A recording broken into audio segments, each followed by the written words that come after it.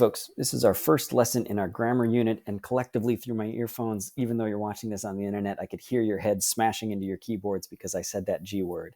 And so my hope is to maybe convince you at least a little bit of why studying grammar is important, even though the English language is super weird and these rules can be super frustrating and variable, as you'll see. So number one, we should learn grammar because it's going to add clarity to our writing. It helps us convey ideas in a way that a reader can digest them easily, that they understand what you're saying and exactly what you're talking about.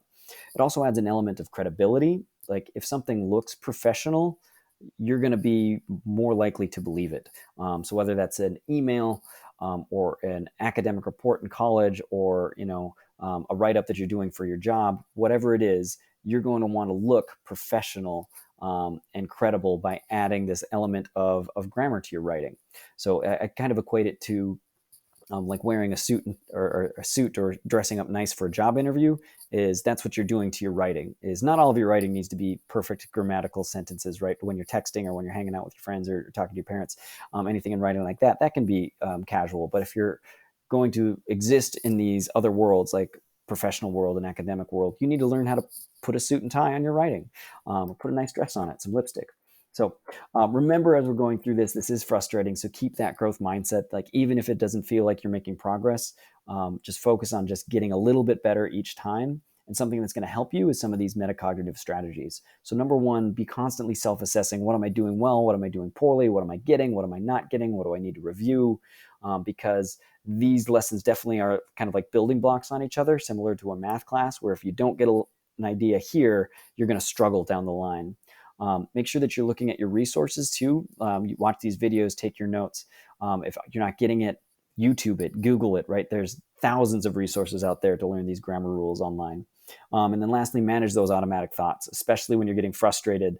Try to figure out something that you can do to adjust your mind frame. If you're feeling negative and overwhelmed or like, I can't do this, take a break or give yourself a reward for just sticking with it. Okay. So if you haven't yet, grab your notebook and take some notes, because there's some terms in here that I'm going to want you to know. Our first lesson really is about independent and dependent clauses. And what these are is one of the fundamental building blocks of a sentence. A lot of times we think of sentences as groups of words, but it's actually a little bit more complicated than that. Words are grouped into phrases and or clauses, which then form sentences. And so what a clause is, it's going to be our focus for our lesson today, is it's a group of words that has a subject and a verb. And if you don't know what a subject and a verb is, press pause right now, go YouTube it, go find a resource, because you definitely need to know what those are. That's kind of an expectation so far.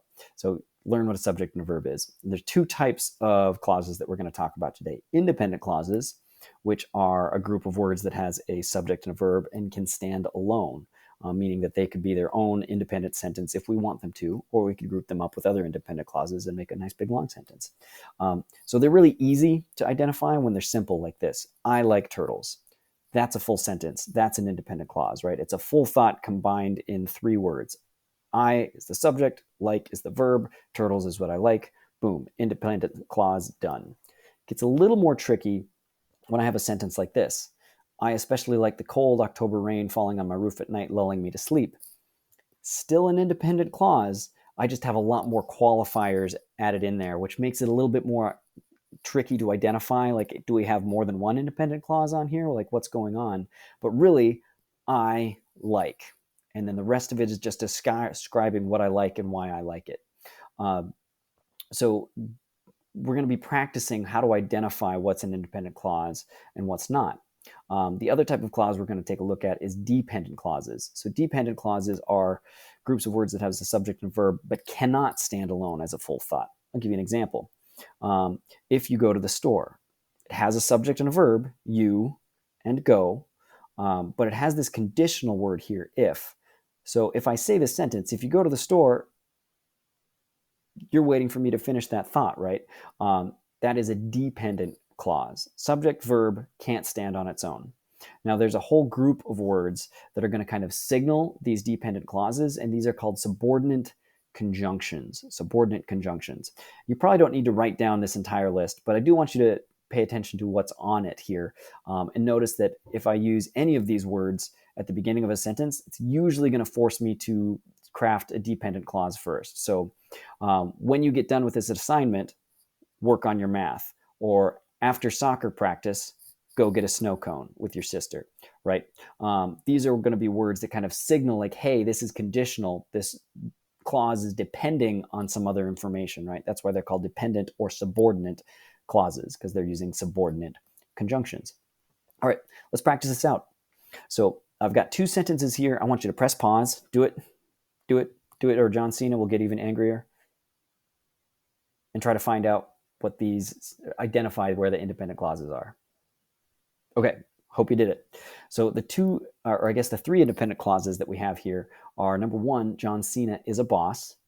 Subject, verb, full thought. I think I'm going to die of laughter by looking at his face. He's got a goofy face there.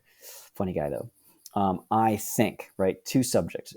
John Cena is, and I think. Those are my subjects and verbs, and all the other rest of the sentences here kind of get grouped in with my independent clause.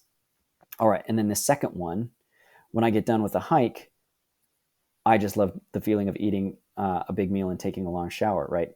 When I get done with a hike, that's a dependent clause. And the rest of this would be an independent clause. Now, I hope you didn't try to split up the second part of this sentence here, taking a long shower, because that's actually just describing what I love, right? I love 2 things, eating a big meal, the feeling of eating a big meal, and the feeling of taking a long shower, right? Those are a couple of descriptors that I'm using to describe what it is that I like, referring back to my verb. All right, so quick review. A clause is a group of words that has a subject and a verb. An independent clause means that it can stand alone as its own sentence and it makes sense. Dependent clause means that it cannot stand on its own and it's dependent on other information. Usually, these dependent clauses are going to use what's called a subordinating conjunction, so something that causes this sentence to be dependent on other information. All right, good luck, folks.